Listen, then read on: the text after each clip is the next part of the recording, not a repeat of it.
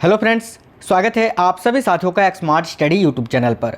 साथियों, आज है 2 मई 2023 और आज एसएससी एमटीएस हवलदार का पेपर था। आपका सेकंड शिफ्ट का पेपर हो चुका है और सेकंड शिफ्ट में जो क्वेश्चंस पूछे गए हैं उन सारे क्वेश्चन को आंसर के साथ देखेंगे। देखिए, पहले शिफ्ट में जो क्वेश्चन पूछा गया था उसका मैंने एक वीडियो बना दिया है, अगर आप लोगों ने नहीं देखा है तो जाकर देख लेना। और रात में एक वीडियो आएगा शाम में, जिसमें आज के सारे शिफ्ट में जो क्वेश्चन पूछे जाएंगे उन क्वेश्चनों को आंसर के साथ आपको एक ही वीडियो में बताएंगे। तो शाम में उस वीडियो को जरूर देखना। सभी साथी वीडियो को लाइक कर दीजिए, क्योंकि साथियों आपके एक लाइक से हमें मोटिवेशन मिलता है। अपने सभी दोस्तों के साथ वीडियो को जरूर शेयर करिएगा और नए साथी जितने भी हैं चैनल को सब्सक्राइब करके बेल आइकन को ऑन कर लीजिएगा। तो चलिए, आज यानी 2 मई 2023 में सेकंड शिफ्ट में जो क्वेश्चंस पूछे गए हैं उन सारे क्वेश्चन को आंसर के साथ इस वीडियो में डिस्कस करते हैं। सभी साथी वीडियो को लाइक जरूर कर दीजिएगा साथियों, क्योंकि आपके एक लाइक से हमें मोटिवेशन मिलता है। अपने सभी दोस्तों के साथ वीडियो को जरूर शेयर करिएगा। देखिए, आज एक क्वेश्चन पूछा गया था सेकंड शिफ्ट में कि पैरा शूटिंग में मेजर ध्यानचंद पुरस्कार किसे मिला है। ऐसा क्वेश्चन कुछ ऐसा पूछा था कि पैरा शूटिंग में मेजर ध्यानचंद पुरस्कार निम्न में से किसे मिला है, और वहाँ पर आपका ऑप्शन था अवनी लेखारा। ये आपका राइट आंसर हो जाता।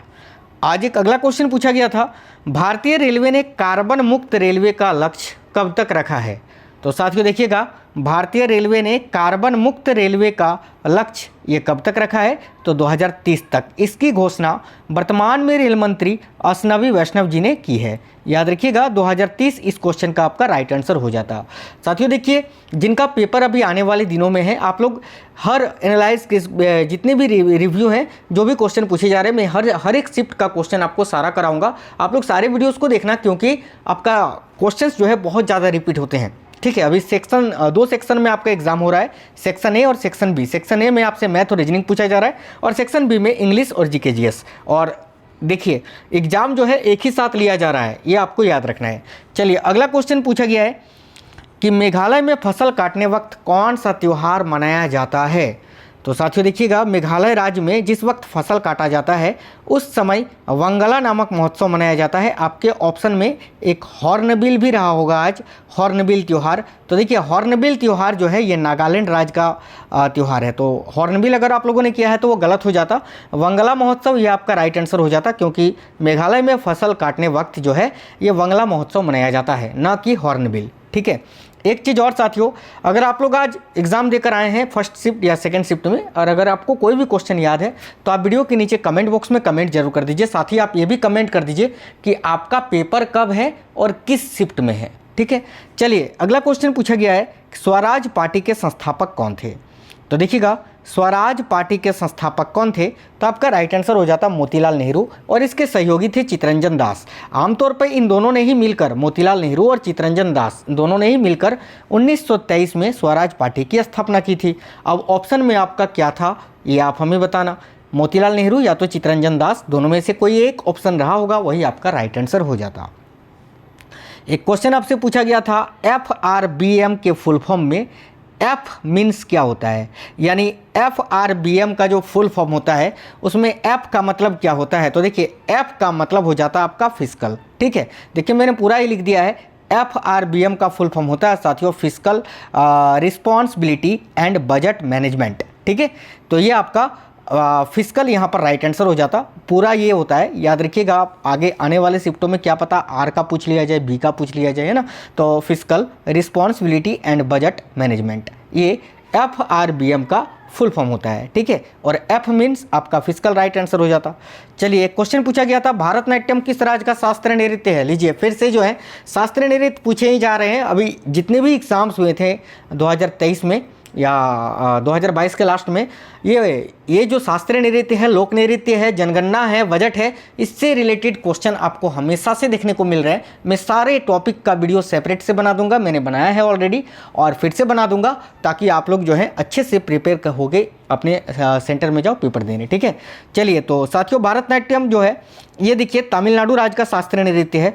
देखिए, पहले तो 8 शास्त्रीय नृत्य हुआ करता था, लेकिन अभी वर्तमान में 9 शास्त्रीय नृत्य है। ये आपको याद रखना है, क्योंकि साथियों देखिएगा, ये जो आपका एक शास्त्रीय नृत्य है ना, देखिए एक शास्त्रीय नृत्य आपका छौ है।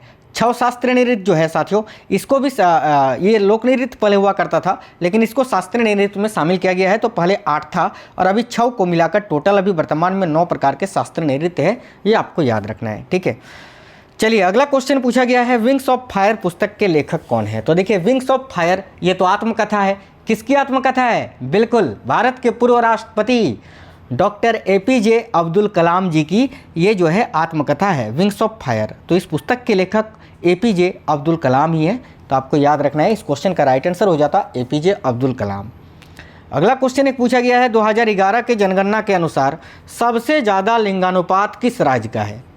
तो देखिए साथियों 2011 के जनगणना के अनुसार अगर सबसे ज़्यादा लिंगानुपात देखें तो ये केरल राज्य का है। तो केरल आपका इस क्वेश्चन का राइट आंसर हो जाता। आपको ये भी याद रखना है कि सबसे कम लिंगानुपात किस राज्य का है। यह आने वाले शिफ्टों में आपसे पूछा जाएगा, जरूर पूछा जाएगा, 100% पूछा जाएगा। तो याद रखिएगा हरियाणा आपका वहाँ राइट आंसर हो जाएगा। अगर आपसे ये पूछे कि 2011 के जनगणना के अनुसार सबसे कम लिंगानुपात वाला राज्य कौन सा है, तो हरियाणा, और सबसे ज़्यादा केरल। ये बिल्कुल रिपीट हो सकता है, आपको याद रखना है।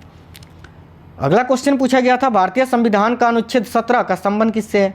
लीजिए भाई मैंने कितनी बार पढ़ा है आपको। कल जो मैंने एक्सपेक्टेड क्वेश्चन का वीडियो दिया था जिसमें 100 क्वेश्चन था, बिल्कुल उसमें भी ये क्वेश्चन मैंने पढ़ाया था आपको। देखिए तो भारतीय संविधान का जो अनुच्छेद 17 है उसका संबंध है साथियों अपृष्ठता उन्मूलन से।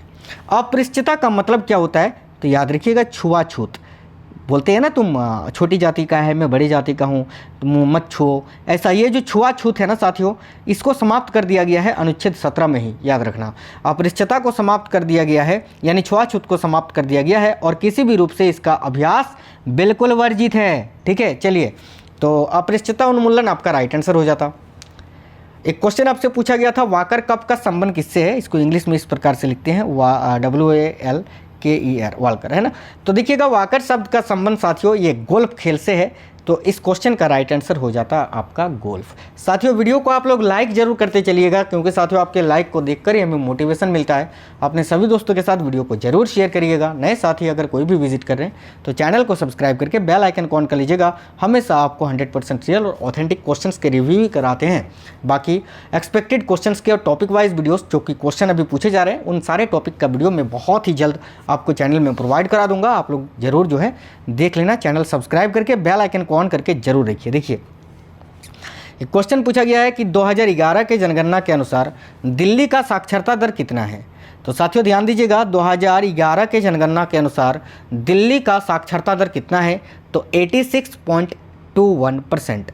देखिएगा अभी आप दिल्ली में कौन सी पार्टी का सरकार बना हुआ है ये भी आपको याद रखना है, तो आम आदमी पार्टी का, यानी आपका। ठीक है साथियों, देखिएगा आम आदमी पार्टी के प्रमुख कौन है या सुप्रीमो कौन है, तो अरविंद केजरीवाल, जो कि अभी दिल्ली के मुख्यमंत्री हैं। याद रखना दिल्ली के मुख्यमंत्री के रूप में अब तक 3 बार शपथ ले चुके हैं। कौन? अरविंद केजरीवाल जी। ये भी आपको याद रखना है। आप पार्टी का चुनाव चिन्ह क्या है, तो याद रखिएगा साथियों झाड़ू। अगला क्वेश्चन पूछा गया है कि ऋषि सुनक से पहले ब्रिटेन के प्रधानमंत्री कौन थे। तो देखिए ऋषि सुनक, ठीक है, जो कि ब्रिटेन के प्रधानमंत्री हैं। अब इस क्वेश्चन में आज आपसे सेकंड शिफ्ट में पूछ लिया गया है कि ऋषि सुनक से पहले ब्रिटेन के प्रधानमंत्री कौन थे। तो साथियों राइट आंसर हो जाता लिज ट्रस, जो कि ब्रिटेन के प्रधानमंत्री थे ऋषि सुनक से पहले। ये आपको याद रखना है। ठीक है, देखिए एक क्वेश्चन आपसे पूछा गया था, पंडित रविशंकर का संबंध किस वाद्य यंत्र से है। तो याद रखना है आपको, देखिएगा पंडित रविशंकर, इनका संबंध जो है वो किस वाद्य यंत्र से है। तो याद रखना है साथियों पंडित रविशंकर, इनका संबंध है सितार से। सितार आपका राइट आंसर हो जाता।